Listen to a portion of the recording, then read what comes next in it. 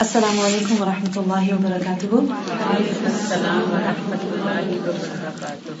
Jazakumullahu khairan kathiran for coming out this evening. May Allah subhanahu wa ta'ala reward you for your coming here and your eagerness, inshallah, to learn about how to face trials in life. Because it is only those people who really take their life seriously who want to know how to deal with problems easily also. So may Allah subhanahu wa ta'ala reward you for coming here, and inshallah I pray that this session is of benefit to myself and also for every single person who has come here today, inshallah. نحمده ونصلي على رسوله الكريم أما بعد فأعوذ بالله من الشيطان الرجيم بسم الله الرحمن الرحيم رب اشرح لي صدري ويسر لي أمري واحلل عقدة من لساني يفقه قولي اللهم اهد قلبي وسدد لساني واسلل سخيمة قلبي.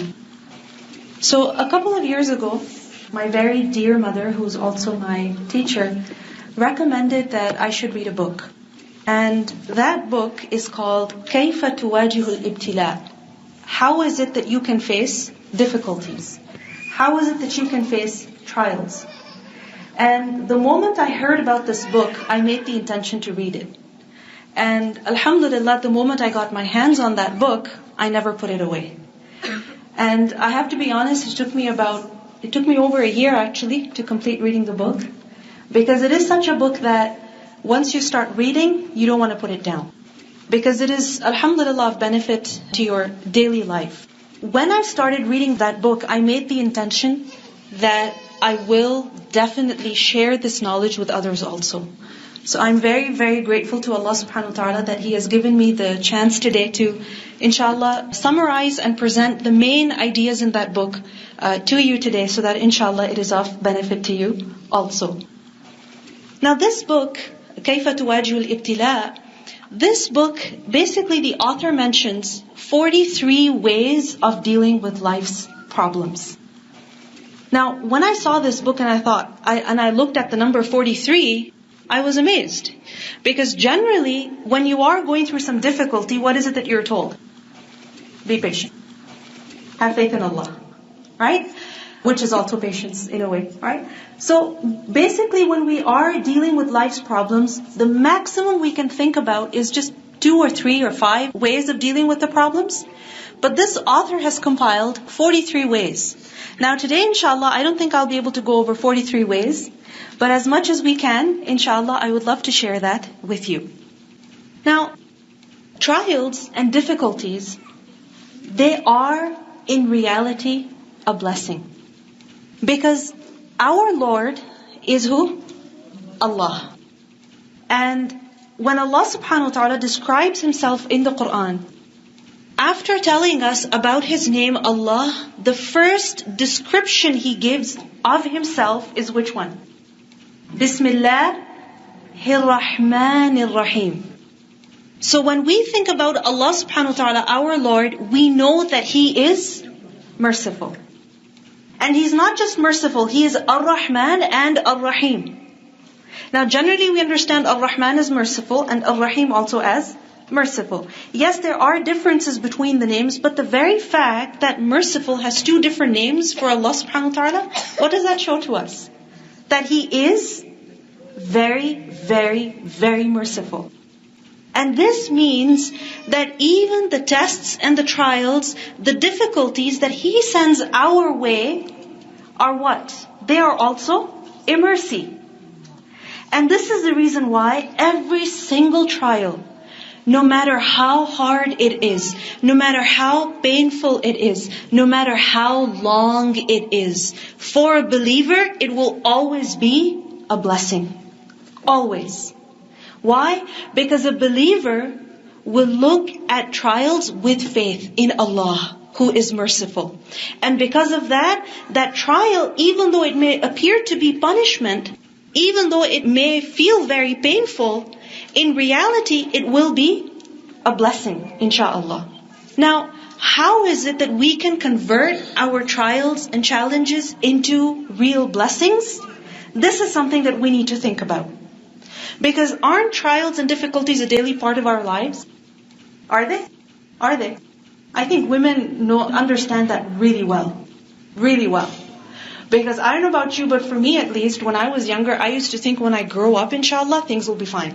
I used to think, you know what? When I will turn 18, when I will get married, when I will move out, when I'll be a mom, when I'll be this and this and this, things will be good. They'll be in control. But what I realize is that as life goes on, difficulties and tests, they never go away. In fact, they only increase. They only intensify. They only get worse as life goes on. So this is something that we need to learn about. How is it that I can deal with life's problems properly so that I'm not miserable all the time? Because when difficulties are a part of life, if we're not taking them as blessings, they're going to make us unhappy. They're going to make us miserable. When you look at the Prophet ﷺ's life, when you look at his description that the Sahaba gave, what do we learn? He was the person whose face was like the full moon. What does that mean? He smiled a lot. But when you study the life of Rasulullah ﷺ, no matter which part of his life, what is it that you find? That he lived a very difficult life. He was born an orphan. His mother died. Right? His grandfather died. And then he received prophethood. And then what happened? Life only became more and more difficult. I don't need to go into the details. You all know very well. But the fact that the Prophet ﷺ could smile, that's something amazing. So this is inshallah what we're going to be looking at today. That how is it that we can also smile through our daily problems? How is it that we can also be happy and be fine as things get difficult? Whether it's the change of weather, or it is somebody's mood, changing with us, or their behavior changing with us, or a new challenge at work, a new challenge at school, children acting up, whatever it may be. So how is it that we can also smile through our life's problems? Inshallah, this is the objective today. So the author, he writes that first of all, know that whatever happened is from Allah. It is by His will, it is by His decree.